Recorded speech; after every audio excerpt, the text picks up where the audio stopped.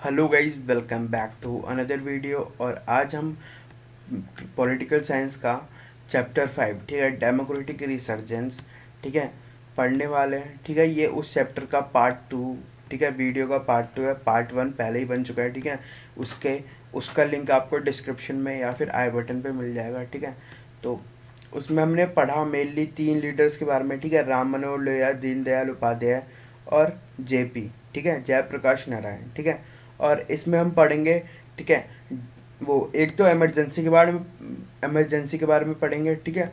और एक अपसर्जिस के बारे में पढ़ेंगे, ठीक है। अभी आपको पता चल जाएगा क्या होता है, ठीक है। So let's start this video. तो सबसे पहला है डेमोक्रेटिक अपसर्जिस, ठीक है। तो अपसर्जिस का मतलब क्या होता है, ठीक है। तो आप जो ये पहला पॉइंट पढ़ोगे वैसे ही पता चल जाएगा आपको, ठीक है। Increasing participation of the people in the democratic politics, ठीक है, of country is broadly characterised as democratic upsurges, ठीक है। मतलब जब लोग बहुत पार्टिसिपेशन होगा ना, ठीक है, लोगों का, ठीक है, पार्टिसिपेशन बढ़ेगा लोगों का किसमें, डेमोक्रेसी में या फिर पॉलिटिक्स में, ठीक है। तो पॉलिटिक्स में होगा तो डायरेक्टली वो वैसे भी डेमोक्रेसी में हो ही रहा है, ठीक है। तो उसको क्या कहते हैं, डेमोक्रेटिक अपसर्जिस, ठीक है। तो ये पार्टिसिपेशन जो था ना पॉलिटिक्स में या फिर डेमोक्रेसी में, ठीक है, ये कब कब बढ़ा, ठीक है। तो ये हम इसके बारे में हम अभी आगे पढ़ेंगे, ठीक है। तो based on this principle social scientist, ठीक है, have characterized 3 democratic upsurges in post independence history of India, ठीक है। तो जो सोशल साइंटिस्ट है ना, ठीक है, उन्होंने ऐसे 3 अपसर्जेस को कैरेक्टर्स के वो किया है, ठीक है, बताया, इन 3 अपसर्जेस के बारे में बताया, ठीक है। तो वो 3 अपसर्जेस हम पढ़ेंगे, ठीक है। ये टॉपिक नया ऐड हुआ है इस साल, ठीक है, आपके सिलेबस में। तो ये टॉपिक जब नया ऐड हुआ है तो, ठीक है, मैं रिकमेंड करूँगा कि ये आप ज़रूर पढ़ के जाओ, ठीक है। तो आगे चलते हैं। पहला जो अपसर्ज था, ठीक है, मतलब फर्स्ट डेमोक्रेटिक अपसर्ज, ठीक है, ये कब से कब तक का था, ये 1950 से 1970 तक का था, ठीक है। तो आपको पता होगा 1952 में पहले इलेक्शंस हुए थे, ठीक है। तो पहले इलेक्शंस में उसके बाद ये आपको पता ही होगा, ठीक है, which was based on the participation of Indian adult voters, ठीक है, to the democratic politics both at the centre and in state, ठीक है। तो जब इलेक्शन हुए, ठीक है, तो बहुत ही बड़ी, ठीक है, बहुत ही बड़ी संख्या में, ठीक है, लोगों ने वोट किया, ठीक है, यूनिवर्सल एडल्ट फ्रेंचाइजी पे, ठीक है, जो हमारा वो है कि 21 उस टाइम पे जो था कि 21 एज के जो लोग हैं, ठीक है, फिर उससे ऊपर के उनको वोट देने का राइट होगा, ठीक है, चाहे वो कोई भी हो, ठीक है। तो उस टाइम पे ये देखा गया कि जब 1950 से 70 के बीच में कि बहुत ही बड़ी संख्या में लोगों ने वोट किया, ठीक है, और वो भी सेंटर और स्टेट दोनों लेवल पे, ठीक है। सेंट्रल इलेक्शन हो, ठीक है, चाहे वो स्टेट के इलेक्शन हो, ठीक है, दोनों लेवल पे अच्छे खासे वोट गिरे, ठीक है। तो एक तरीके का ये था पार्टिसिपेशन, ठीक है। उसके बाद जो वेस्टर्न कंट्रीज थी ना, वो हमारा मजाक उड़ा रही थी, ठीक है, कि हमारा जो वो था, ठीक है, सिस्टम था, वो ज़्यादा दिन नहीं चलेगा, ठीक है। उसके बाद यूनिवर्सल एडल्ट फ्रेंचाइजी जो हमारी थी, ठीक है, वो भी ज़्यादा सही नहीं है, ठीक है। तो वो इन सब का मजाक उड़ा रहे थे। और साथ ही में जैसे कि पाकिस्तान आज़ाद हुआ था, तो आपको पता ही है पाकिस्तान में डेमोक्रेटिक रूल चल रहा था, ठीक है। तो इस वजह से, ठीक है, तो वो भी सोच रहे थे कि इंडिया में ऐसा कुछ नहीं हो पाएगा, डेमोक्रेसी ज़्यादा दिन तक नहीं रह पाएगी, ठीक है, या फिर जो भी हम कर रहे हैं, ठीक है, वो सब आखिरी में फेल हो जाएगा। क्योंकि जब आज़ाद हुए थे हम, ठीक है, तो उस टाइम पे जो वो चल रहे थे, ठीक है, पावर ब्लॉक्स 2 थी, ठीक है।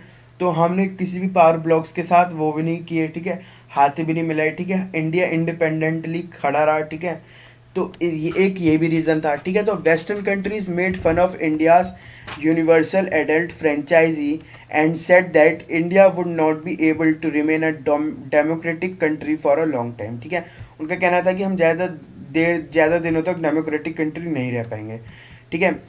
This election will not be successful, ठीक है, this election system will not be successful in India, ठीक है।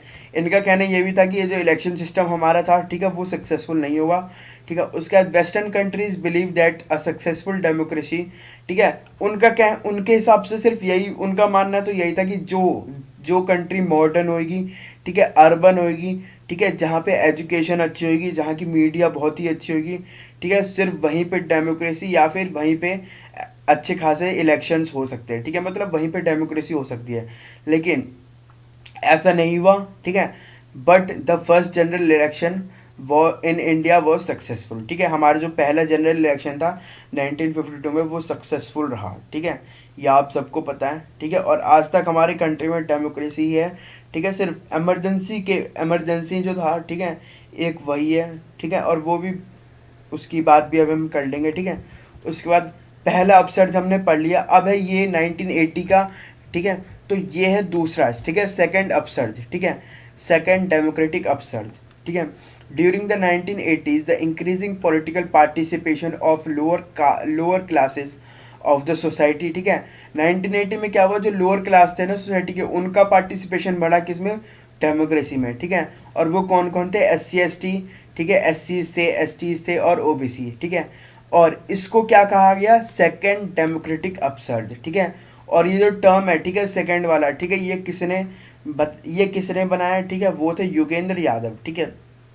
उसके बाद this participation has made Indian politics more accommodative and accessible for these classes, ठीक है, ये दूसरा हुआ, ठीक है। उसके बाद इसमें और क्या हुआ, ठीक है, also this upsurge has not made any major change in the standard of living of these classes, ठीक है।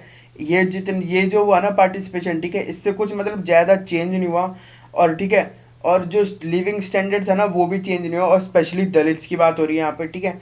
और participation of these classes into organizational and political platforms gave them the opportunity to strengthen their self respect, ठीक है। और ये जो इनको opportunities मिली, ठीक है, इस टाइम पे, ठीक है, तो इन अपॉर्चुनिटीज से क्या हुआ, ठीक है, इन्होंने जो अपनी सेल्फ रिस्पेक्ट थी उनको मजबूत किया, ठीक है, और ये खुद एम्पावर हुए, ठीक है, और ठीक है, strengthen their self respect and ensure empowerment in the democratic politics of the country, ठीक है, खुद ये मजबूत हुए, एम्पावर हुए, ठीक है, ये हुआ इनके साथ। उसके बाद लास्ट है, ठीक है, द थर्ड डेमोक्रेटिक अपसर्ज, ठीक है। तो ये 1990 का, ठीक है, पहला हमने पढ़ा 1950 से 1970, ठीक है, इंडिपेंडेंस के बाद। उसके बाद दूसरा पढ़ा हमने 1980, तीसरा है ये 1990, ठीक है। New economic policies were adopted in 1990, ठीक है, आपको पता है हमारी नई इकोनॉमिक पॉलिसी 1991 में अडॉप्ट हुई थी, ठीक है। उसके बाद यहाँ उस टाइम पे हमने क्या क्या अडॉप्ट किया, अडॉप्टेड लिबरलाइजेशन, ठीक है, प्राइवेटाइजेशन एंड ग्लोबलाइजेशन, ठीक है, ये इन सबको हमने अपनाया। In this period competitive markets were given importance and foreign trade was promoted by abolishing the policy of protectionism, ठीक है, कॉम्पिटेटिव मार्केट्स को बढ़ावा मिला, ठीक है, और ग्लोबलाइजेशन, ठीक है, उसको भी फॉरेन ट्रेड जो है ग्लोबलाइजेशन उसको भी बढ़ावा मिला, ठीक है।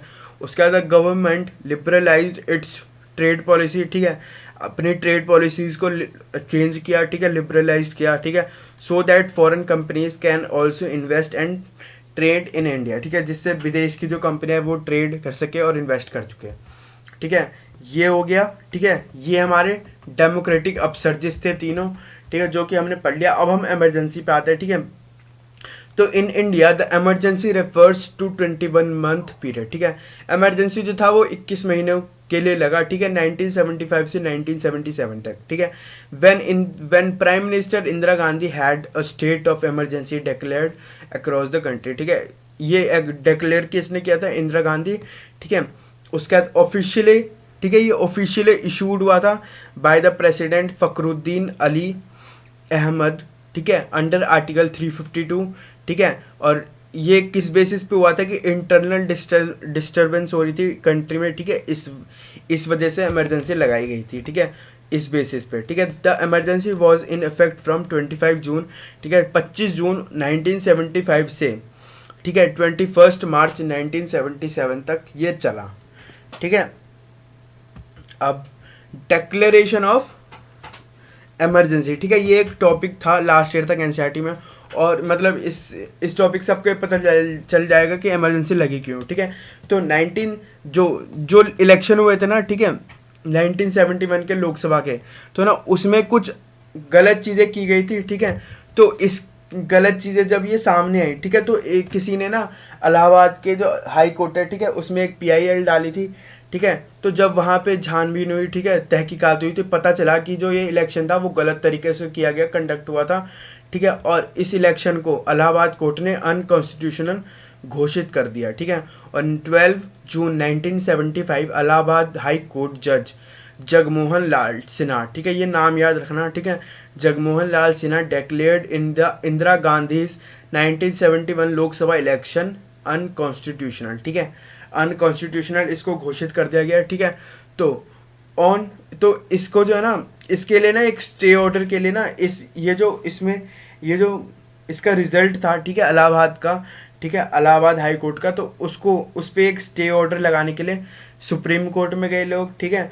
तो on 24 June 1975 the supreme court ने उस पर एक स्टे ऑर्डर दिया, while granting a stay order on the decision of the high court, ठीक है, हाई कोर्ट के ऑर्डर को स्टे ऑर्डर दिया, ठीक है। और उन्होंने कहा कि इंदिरा गांधी जो है ना MP तो रहेंगी, बट वो जो है ना, जो कैबिनेट की मीटिंग है वो अटेंड नहीं करेंगे, ठीक है।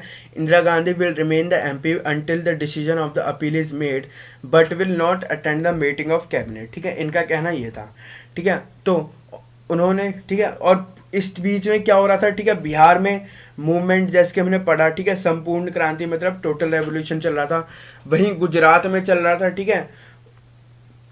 तो ऐसे बहुत सारी चीज़ें चल रही थी, ठीक है। तो on June 25 1975 a nationwide satyagraha, ठीक है, satyagraha was announce at Ramlila Maidan, ठीक है, इन दिल्ली। रामलीला मैदान जो है दिल्ली के, वहाँ पे एक नेशन वाइड सत्याग्रह अनाउंस किया था, किसने, JP ने, ठीक है, demanding the resignation of Indira Gandhi under the leadership of JP, ठीक है। डिमांड क्या थी इनकी कि इंदिरा गांधी रिजाइन कर दे, ठीक है।